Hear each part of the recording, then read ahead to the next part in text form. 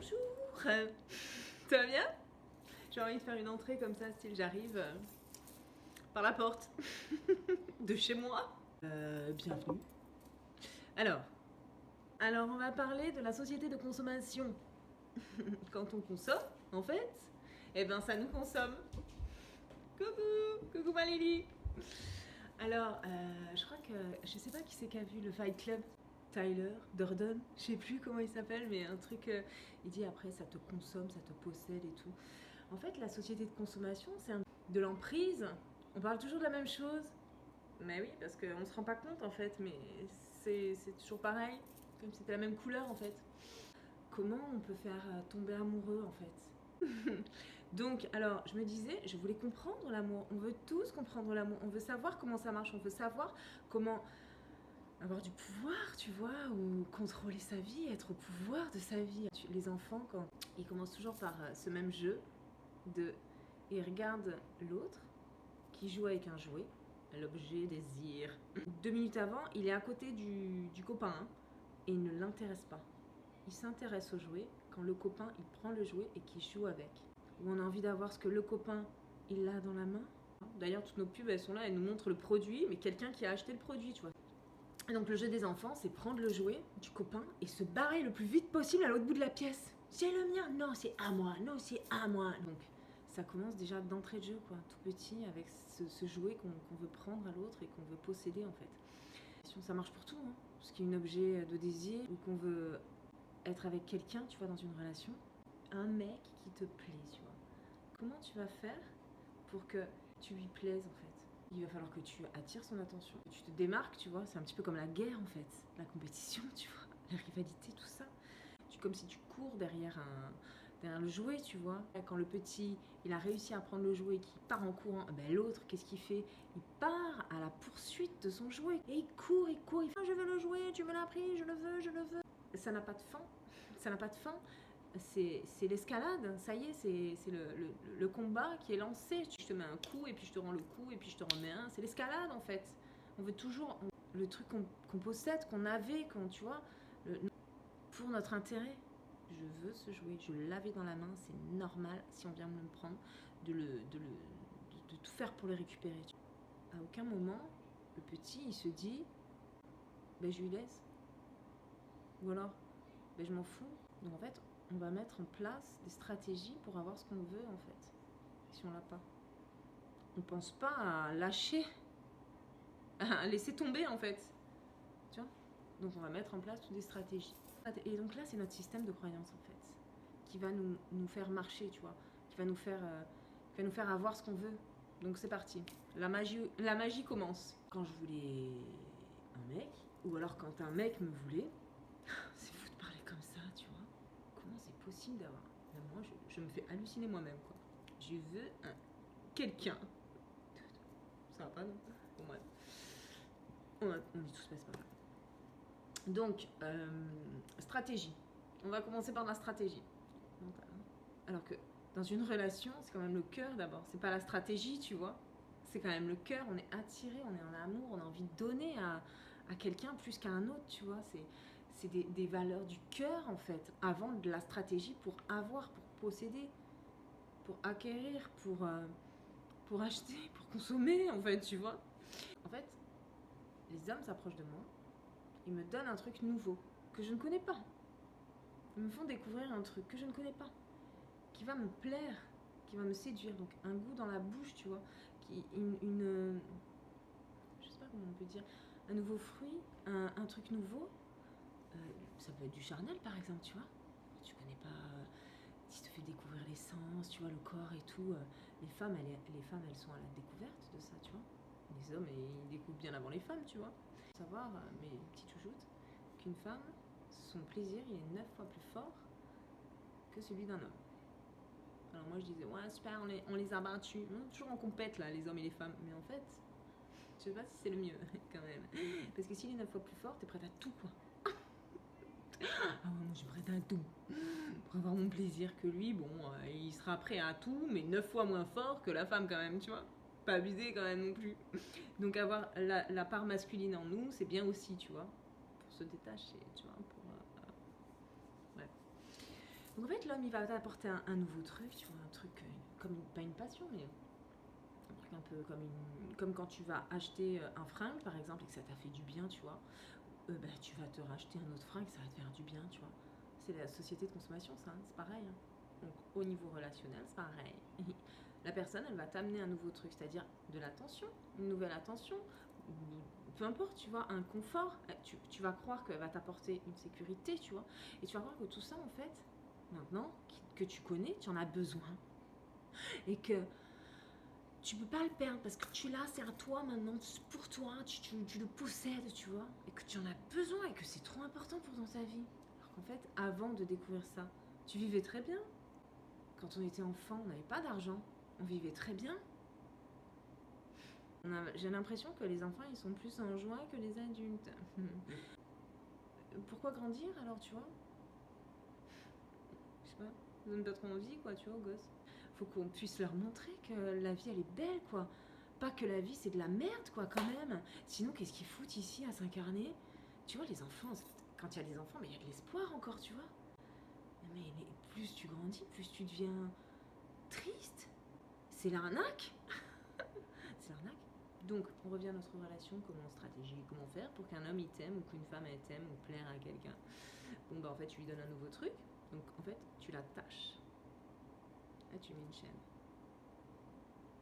C'est pas cool, hein? Parce que ça, c'est pas du tout de l'amour, hein? D'accord? Tu lui mets une chaîne, tu l'attaches. Tu sais, si je te mets cette chaîne, tu seras en sécurité. Ah ouais. Donc ça, tu le crois, hein? Parce que c'est des bêtises. Avant, tu l'avais pas, cette chaîne. Voilà. Donc oui, mais si tu mets une chaîne, c'est parce que tu en as besoin. C'est des bêtises, ça aussi, tu vois? C'est conneries. On se croit. Parce qu'avant de l'avoir, on n'en avait pas besoin du tout, tu vois? Tu prends soin de cette chaîne. C'est l'idée que tu entretiens tous les jours. Tu l'aimes, c'est ta chaîne bien aimée. C'est ton lien de mère, en fait. Parce que ce lien-là, il te détruit. C'est du faux amour, en fait. Dans ma tête, il n'y a pas de faux amour et de vrai amour, en fait. Dans ma tête, il n'y a que de l'amour. Et la découverte, mais parce que toi, tu crois que c'est ça l'amour. Donc tu te dis, bah, il m'aime. Et je l'aime. Ah ben non, loupé. En fait, vous vous détruisez. Vous vous aimez pas du tout, non. Tu t'aimes même pas toi pour te mettre une propre chaîne, quoi, tu vois. Donc, là, tu lui mets une chaîne. Pour que la chaîne ait de la force, elle soit résistante. C'est une technique. Très facile. Tu te barres. Tu vas loin de lui. Ce truc qui va te faire devenir en manque de lui. En manque de ce lien. C'est pervers, hein? Tout le monde le vit. Et quand on le voit et qu'on se réveille à ça, bah c'est terminé, tu vois. Les liens, tu coupes tout. Tu coupes.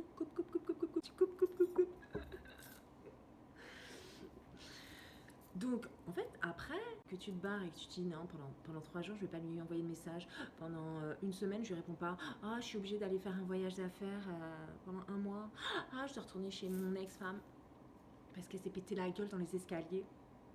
Tu vois, une bonne excuse ou une mauvaise excuse ou ce que tu veux, tu seras même pas obligé de le justifier. Tu te barres à l'autre bout de la personne aimée, enfin que tu fais croire aimée, mais non, détestée en fait. Parce que ça c'est pas de l'amour. Donc, et du coup, ça veut dire que tu le tiens par son désir. Tu nourrissais l'idée que tu étais en manque.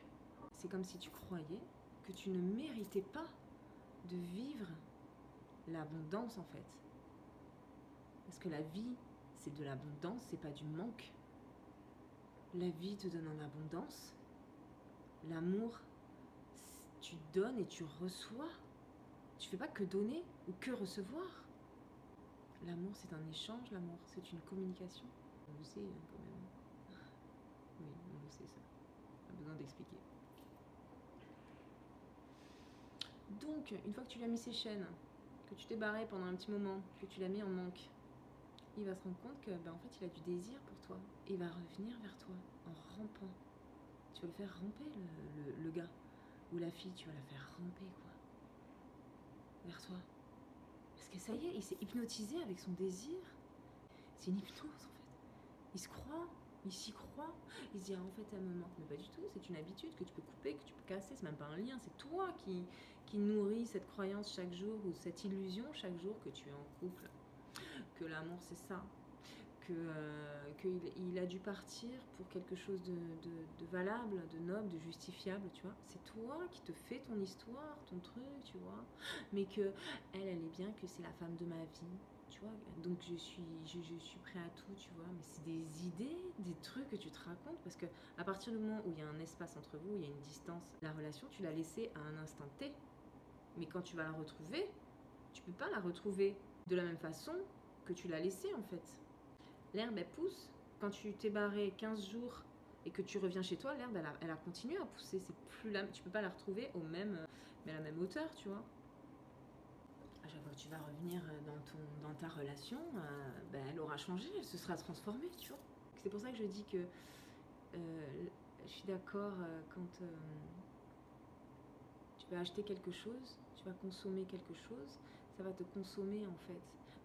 Quand tu es dans l'esprit de la stratégie, posséder pour ton intérêt en fait, et ben ça te bouffe. Ça te bouffe. De l'intérieur, ça te bouffe. Parce que tu nourris une illusion, une croyance, un mensonge. Ce que tu fais te revient. Tu vois? Donc à un moment donné, tu seras le manipulateur, mais à la relation suivante, tu seras le manipulé. Dans la première relation, tu ne souffriras pas, puisque tu seras en stratégie, tu vois, tu n'auras même pas mis ton cœur. À la relation d'après, tu vas souffrir. Tu vas voir qu'est-ce que ça fait. Tu vas comprendre l'autre. Tu vas te réveiller à ce que l'autre y vivait en fait. Donc la vie, il faut arrêter de dire qu'elle est injuste. La vie, elle est juste. Il n'y a pas besoin de vengeance. Il faut arrêter œil pour œil là. Tu vas souffrir parce que tu as fait souffrir. C'est pas la vie qui vient être injuste avec toi. C'est pas une punition de Dieu. Dieu, il est amour. Dieu, il punit. Attends, faut arrêter le délire là. Non mais comment on peut croire encore à des trucs comme ça quoi. Mais on peut croire, ça existe encore.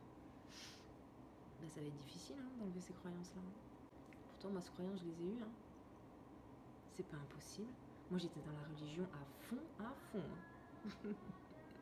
J'adorais, ça me nourrissait intérieurement.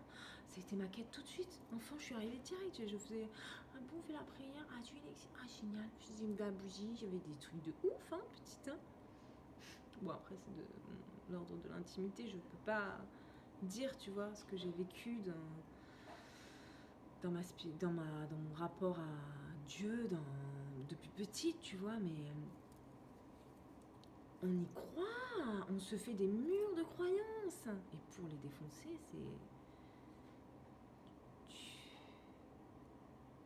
heureusement, t'es pas tout seul, quoi. Et voilà, et c'est pas évident. Je pense que le plus difficile, c'est pour les religions maintenant. C'est comme une idée, ça vient de ton enfance, tu vois, c'était pas endoctriné à ça, mais tu as été élevé là-dedans, tu vois. Même si t'as pas de religion, une autorité qui punit, la police qui va punir, tu vois. L'idée d'un État, d'une nation, on va leur mettre des croyances pour les contrôler en fait. Parce que c'est une maison, il faut 4 murs quand même, tu vois. Il faut des bases. Alors on prend des bases qu'on nous file et qu'on nous dit, regarde, moi j'ai ces bases-là, tu peux prendre les mêmes. Ben alors tu prends les mêmes. Et puis à chaque saison, c'est comme les 3 petits cochons. Le loup, il vient. C'est la peur, en fait, le loup. C'est la peur de défoncer tes fondations, en fait. Et il souffle. Et la maison de paille, elle tombe. Enfin, elle se détruit. Elle s'envole, en fait. Et la maison de bois, il s'envole. Et la maison de béton, il s'envole pas. Voilà, il faut trouver son béton, quoi. Il faut trouver les fondations solides. La vie, de toute façon, elle t'amène à ça. Elle t'amène à te construire des fondations solides. À partir du moment où tu as le courage d'être heureux en fait, et pas de te contenter de la merde en fait. Donc si tu es une petite enfant et que tu commences d'entrée de jeu avec les fondations de la religion, bon, bah, c'est une bonne fondation, c'est déjà bien, tu vois. Moi je dis pas que c'est pourri, tu vois. Moi ça m'a amené, je peux pas dire que mon passé il est pourri. Ça t'a amené là où tu es maintenant. Donc c'est bien, ton passé il est très bien. Tes expériences elles sont parfaites, elles ont été faites spécialement pour toi. Voilà. Mais le passé, c'est passé. C'est-à-dire que ce n'est plus utile à ton présent. Le passé n'est plus utile à qui tu es maintenant. Et ce que tu penses maintenant, ce que tu ressens maintenant, ce que tu dis maintenant, si tu prends soin de chaque seconde, les heures prendront soin d'elles-mêmes en fait. C'est les paroles de Kevendra. Mais super Zaz, attends. Moi je pense comme elle, je suis entièrement d'accord avec tout ce qu'elle dit. C'est bizarre ça. Et des gens entre eux, tout ce qu'il dit on est d'accord. C'est un autre monde. Donc en fait, si tu te concentres sur ton présent et que tu laisses tomber ton passé, parce que en fait le passé c'est pas un fait, eh ben c'est bien. Si tu repenses à ton passé, ben tu le mets dans le présent en fait. Tout le temps, tout le temps, tout le temps, tout le temps. Et c'est ça ça te déprime ça. Ça, tu t'enfermes quoi. Tu nourris ta chaîne, tu la polis. Alors qu'est-ce que tu déjà de ton présent, de ce que tu as à faire en fait. Parce que d'un coup, tu as une envie de faire quelque chose. Tu as une envie de... Je sais pas moi, tiens, si je bouquinais. Tiens, si j'appelais un tel. Les idées là, c'est ton instinct en fait. C'est ce qui t'appelle. Ce qui t'appelle. Quand tu écoutes ta petite voix intérieure.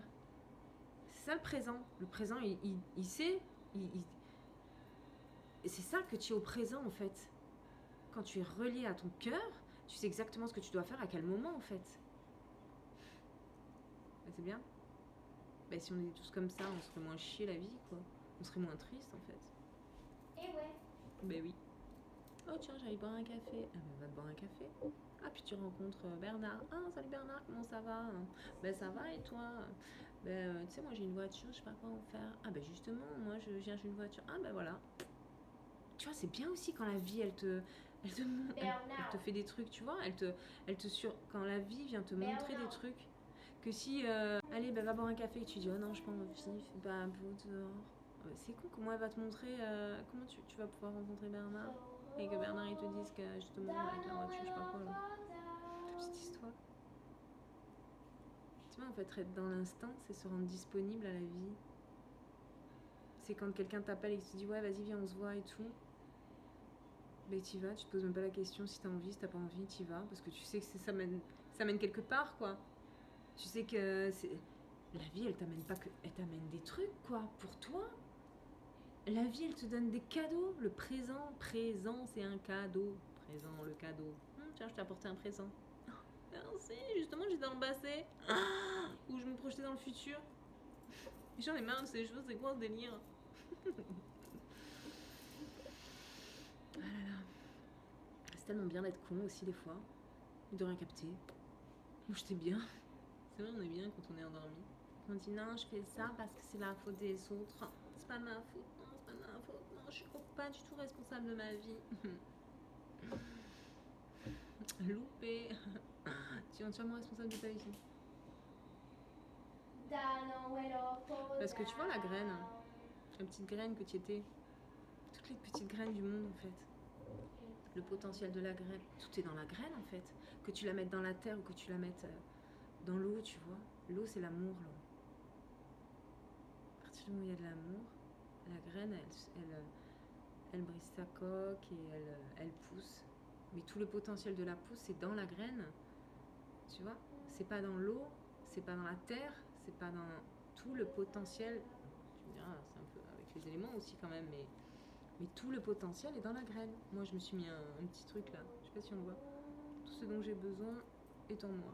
Ben oui, ben c'est ça, le truc de la graine. Tout ce dont on a besoin, ça ne vient pas de l'extérieur en fait. Ça vient de l'intérieur. De nous. Qu'est-ce que l'extérieur va t'amener? L'extérieur va t'amener uniquement ce que tu es à l'intérieur. Ce que tu portes en toi. Il n'y a rien qui vient de l'extérieur. Si tu as trouvé l'amour en toi, si tu trouves l'amour en toi, là c'est cool. Là on est les battleurs, là on est les magiciens, tu vois. C'est bien. C'est bien ça. T'imagines si tous les gens ils ont cette notion, qu'ils comprennent ça, et qu'ils contactent ce pouvoir à l'intérieur d'eux, et que leur vie change alors. Et que la vie des gens qui sont autour d'eux change. Parce que quand tu changes, le monde autour de toi change. Même la terre, même ton potager qui faisait 2-3 tomates, là, elle en fournit plein, tu vois. C'est une conscience, en fait. Le ciel vient, tu vois. Tu as trouvé ton royaume, en fait. Et tu es la reine. C'est ça, quand on dit trouver d'abord le royaume des cieux. C'est de ça que je parle. Voilà. Et il est en nous, en fait. Voilà. Si les gens, en fait, les gens qui se réveillent à leur pouvoir, à leur souveraineté, à ce royaume, en fait, qui te fait changer ta vie, donc qui fait changer la vie des gens autour de toi, des plantes, des règnes, c'est tout, en fait, tout ce qui t'entoure, en fait. C'est comme si tu venais, en regardant, tu mets la conscience aux choses. Tu les fais vivre, en fait. Tu rends la vie, quoi. C'est comme le truc rendez à César ce qui appartient à César et à Dieu ce qui est à Dieu. Nous sommes à l'âme, tu vois, nous sommes à notre divin, en fait. On n'est pas à une autre valeur, en fait. On est à la valeur la plus haute, en fait. Voilà. Bon, enfin, on est humain quand même. Hein. On est aussi à notre côté endormi, tu vois. Si tout le monde fait ça, c'est ça qui change le monde, en fait. C'est tout. C'est comme quand tu mets de la gentillesse, quand tu fais un sourire à quelqu'un, déjà ça va lui donner son sourire. Après, elle va pouvoir le redistribuer et tout le monde se passe le flambeau, en fait, comme ça. Donc si tout le monde se réveille à ce pouvoir-là qu'on a, tu vois, eh ben on se le transmet, en fait. C'est comme quand tu allumes la lumière, en fait. Dans la pièce sombre, tout est éclairé. Tu vois, t'es obligé de le voir. T'es obligé d'être éclairé, tu vois.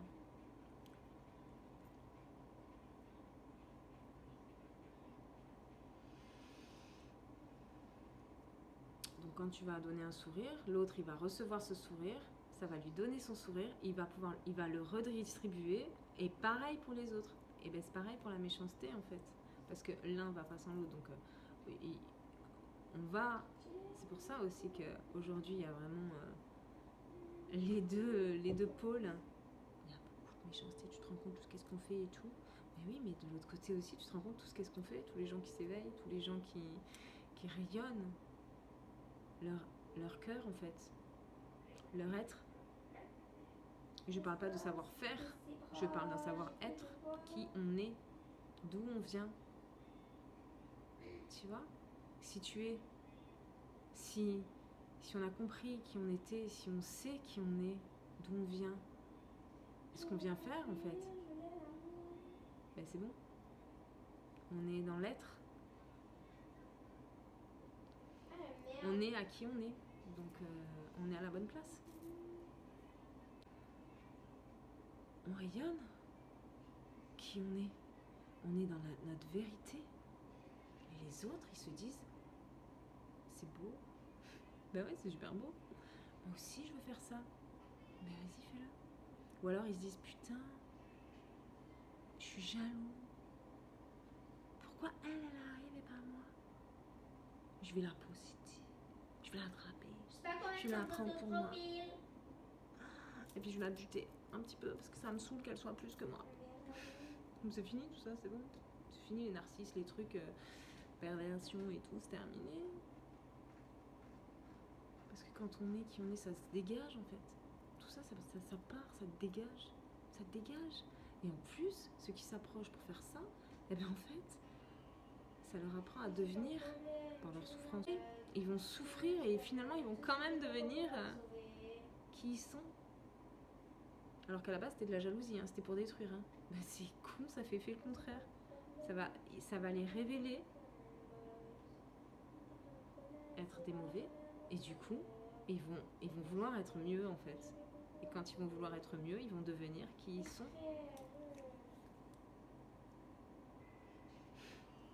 C'est génial, hein. Le dénouement il est pas mal aussi. Hein. Donc toi, si tu es encore un peu victime en fait de ça, de oh, on veut me posséder, je suis une victime et tout, c'est dégueulasse. Ben, c'est un choix en fait, t'as choisi ce rôle, c'est tout. Mais tu peux te barrer et jouer un autre rôle. Soit qui tu es, c'est soit ce que tu décides d'être, soit ce que tu choisis d'être. Et si tu choisis d'être une victime, bon bah t'es une victime, voilà, c'est tout. Victime. Mais tu peux choisir d'être ton héroïne, tu vois. Tu peux choisir d'être la personne de ta vie. Tu peux choisir le meilleur pour toi. Pourquoi se contenter d'autre chose? Quand on peut avoir le meilleur, quand on peut être le meilleur, tu vois, le meilleur pour toi.